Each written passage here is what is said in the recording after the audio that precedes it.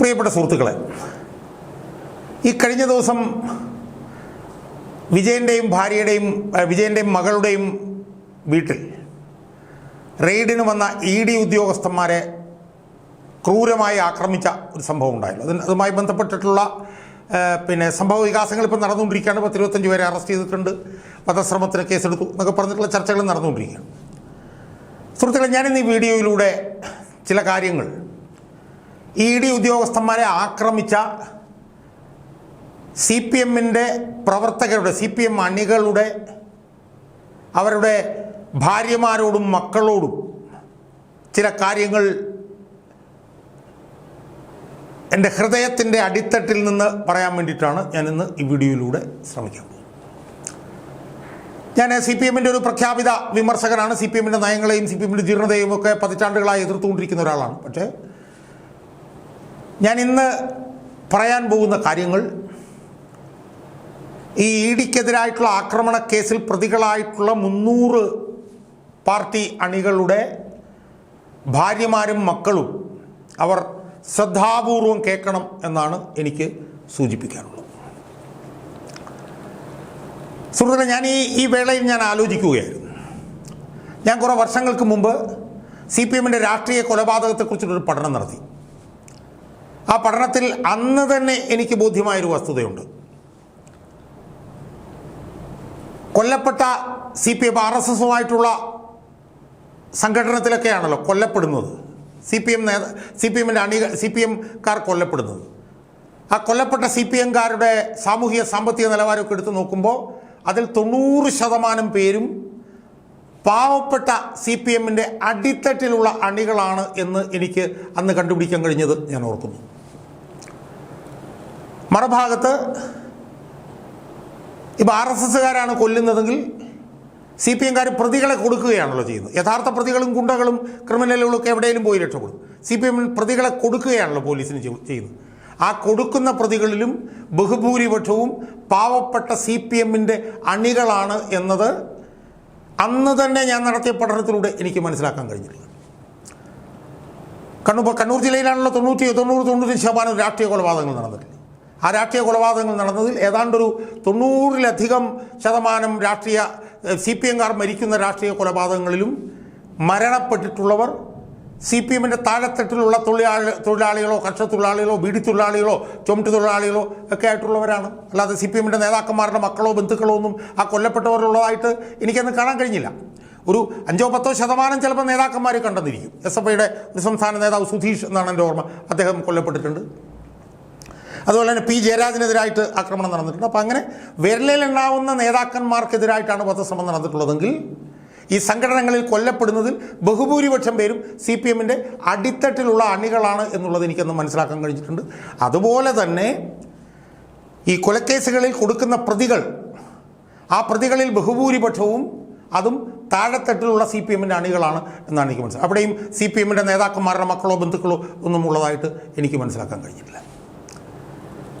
അപ്പം അന്ന് തന്നെ എനിക്ക് ഈ ഒരു വൈരുദ്ധ്യം, ഈ ഒരു അസമത്വം, അതായത് കൊലയ്ക്ക് ആഹ്വാനം ചെയ്യുന്നവരും കൊലപാതകം നടത്തുന്നവരുമൊക്കെ ഒരു കുഴപ്പമില്ലാതെ നേതാക്കന്മാരായിട്ട് തുടരുമ്പോൾ കൊല ചെയ്യപ്പെടുന്നവരിൽ ബഹുഭൂരിപക്ഷം പേരും താഴെത്തട്ടിലുള്ള അണികളാണ് എന്നുള്ളത് എനിക്ക് അന്ന് തന്നെ എനിക്ക് ബോധ്യപ്പെട്ടിട്ടുള്ളതാണ്.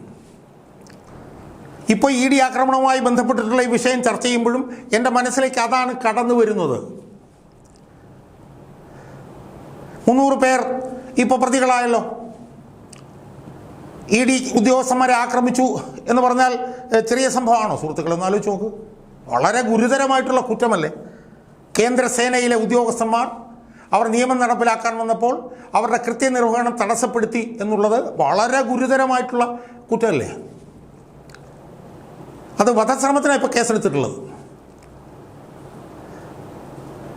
അപ്പം ഈ പിണറായി വിജയനെ മകളെയും സംരക്ഷിക്കാനെന്നും പറഞ്ഞ് വന്ന 300 പാർട്ടി അണികൾക്കെതിരെ വധശ്രമത്തിന് ഇപ്പോൾ കേസെടുത്തിരിക്കുകയാണ്.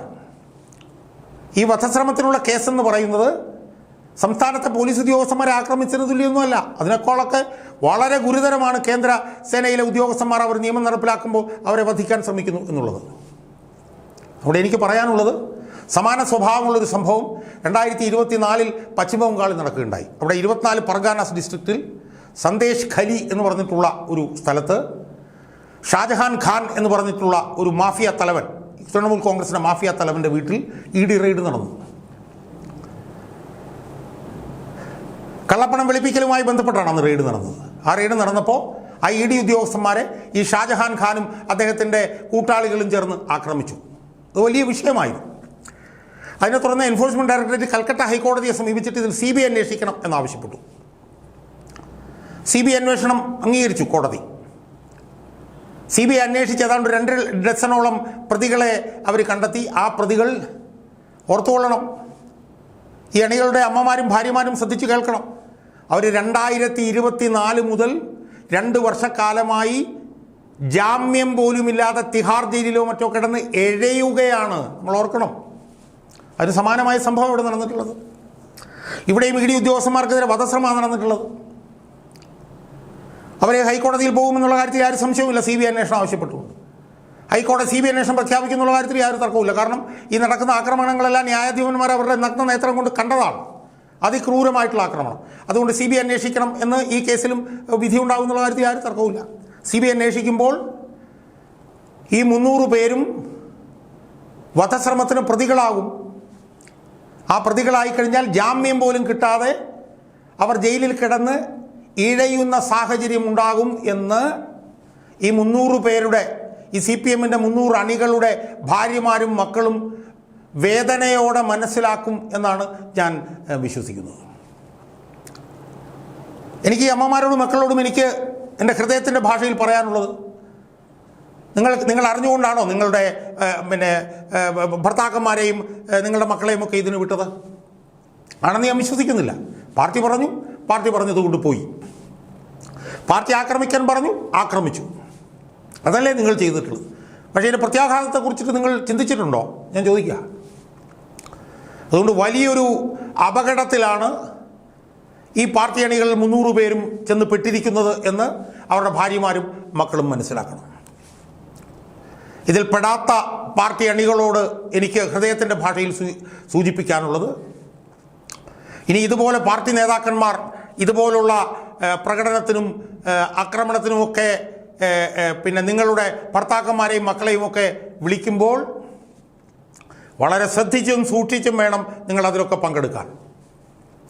കാരണം ഈ വിളിക്കുന്ന നേതാക്കന്മാരുണ്ട്, അവർക്കൊന്നുമില്ല, അവർ വിളിക്കുക മാത്രമേ ഉള്ളൂ, അവർക്കൊന്നും സംഭവിക്കില്ല. അതുകൊണ്ടാണ് ഞാൻ പറഞ്ഞത്, കണ്ണൂരിൽ നടന്ന കൊലപാതകങ്ങളിൽ കൊല ചെയ്യപ്പെടുന്നതിൽ 95% കൂടുതൽ പാർട്ടി അണികളാണെന്ന് പറയും. ഒരു നേതാവിനും ഒന്നും സംഭവിച്ചിട്ടില്ല. അതുകൊണ്ട് ഈ ആക്രമണത്തിന് ആഹ്വാനം ചെയ്യുന്ന നേതാക്കന്മാർക്കൊന്നും സംഭവിക്കില്ല. പക്ഷേ ഈ നേതാക്കന്മാരുടെ പല്ലവി കേട്ടുകൊണ്ട് തിരിഞ്ഞും മറിഞ്ഞും ചിന്തിക്കാതെ ആക്രമണത്തിൽ പോയി പങ്കെടുക്കുന്ന അണികൾക്ക് ഉണ്ടാകുന്ന പ്രത്യാഘാതം, അവരുടെ കുടുംബത്തിനുണ്ടാകുന്ന പ്രത്യാഘാതം അതിഗുരുതരമായിരിക്കും എന്ന് നിങ്ങൾ ഇനിയെങ്കിലും മനസ്സിലാക്കണം. ഇപ്പം ഈ 300 പേരുണ്ട്. ഈ 300 പേർക്കെതിരെ വധശ്രമത്തിനാണ് കേസ് വന്നിരിക്കുന്നത്.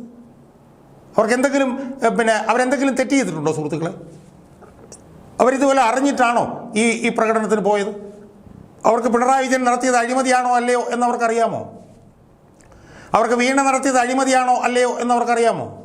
ഒന്നും അവർക്കറിയില്ല. അവരെ വിളിച്ചു, പാർട്ടി വിളിച്ചു, പോയി. ചീമുട്ട എറിഞ്ഞു, ഇഷ്ടിക എടുത്തെറിഞ്ഞു, കുറുപടി കൊണ്ട് അടിച്ചു, തെറി വിളിച്ചു, കൊല വിളിച്ചു. അത് മാത്രമാണ് അവർ ചെയ്തിട്ടുള്ളത്. അവർക്കിതിനെക്കുറിച്ചിട്ടൊന്നും അറിയില്ല. അതുകൊണ്ട് ഇതുപോലുള്ള അക്രമ സംഭവങ്ങളുമായി ബന്ധപ്പെട്ടുകൊണ്ട് മക്കളെയും അമ്മമാരെയും ഒക്കെ വിടുന്ന, മക്കളെയും അച്ഛന്മാരെയും ഭർത്താക്കന്മാരെയൊക്കെ വിടുന്ന ഭാര്യമാരും മാതാപിതാക്കളുമൊക്കെ ഒരു വേള ചിന്തിക്കണം എന്നാണ് എനിക്കൊരു കമ്മ്യൂണിസ്റ്റുകാരൻ എന്നുള്ള നിലയിൽ അവരോട് പറയാനുള്ളത്. ഈ ക്രൂരന്മാരായിട്ടുള്ള പാർട്ടിയുടെ നേതാക്കന്മാർ നിങ്ങളുടെ ഭാവിയാണ് തകർക്കുന്നത് എന്നുള്ളത് നിങ്ങൾ മനസ്സിലാക്കണം. ഈ പോയ 300 പേരുടെയും ഭാവി ഏതാണ്ട് അവസാനിച്ചു എന്നാണ് എനിക്ക് ഖേദത്തോടുകൂടി പറയാനുള്ളത്. അവർ നാളെയോ നാളെ കഴിഞ്ഞോ വടക്കേ ഇന്ത്യയിൽ ഏതെങ്കിലും ജയിലിൽ ജാമ്യം കിട്ടാതെ അവർ കിടന്ന് ഉടലുന്ന ഒരു സാഹചര്യത്തിലേക്കാണ് കാര്യങ്ങൾ പോകാൻ പോകുന്നത്. അതുകൊണ്ട് ഇനിയെങ്കിലും CPMൻ്റെ നേതാക്കന്മാർ ഇതുപോലുള്ള അക്രമാസക്തമായ സമരത്തിനുമൊക്കെ ആഹ്വാനം ചെയ്ത് വിളിക്കുമ്പോൾ ഒരു വേള ചിന്തിക്കണം എന്നാണ് എനിക്ക് ഈ അണികളുടെ അമ്മമാരോടും പെങ്ങന്മാരോടും വളരെ വിനയത്തോടുകൂടി ഹൃദയത്തിൻ്റെ ഭാഷയിൽ, ഹൃദയത്തിൻ്റെ അടിത്തട്ടിൽ നിന്ന് എനിക്ക് പറയാനുള്ളത്.